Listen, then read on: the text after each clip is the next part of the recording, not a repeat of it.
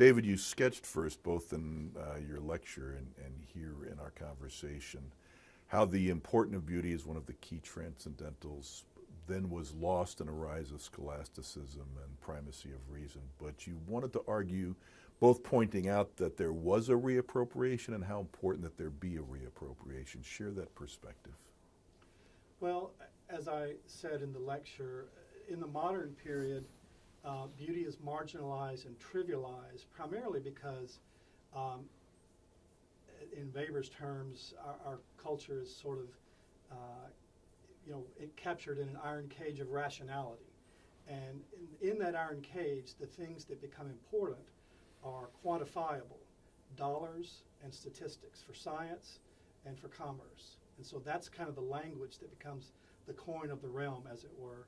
And in that context, beauty really doesn't play a central role. It gets pushed to the margins, and beauty is, of course, exploited by commercial interest to sell products and those sorts of things.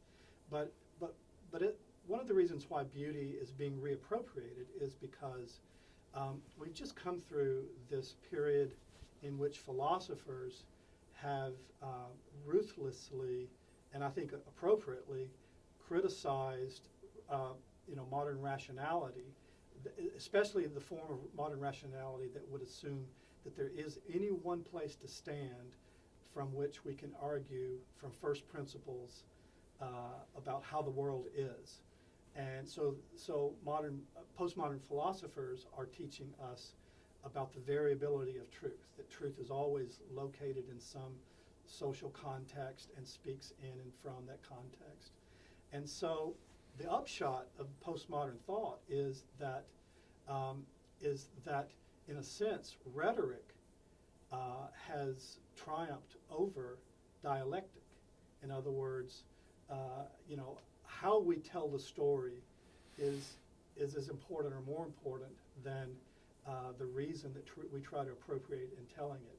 And so this is one of the things that some of the postmodern theologians they're saying that this becomes an invitation for the church to reclaim its language about beauty.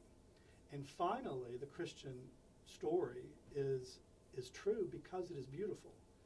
And so this is the argument that gets made by von Balthasar, later on by folks like David Bentley Hart and others. So this is why this is an important conversation for the church to turn to, and especially for youth ministers.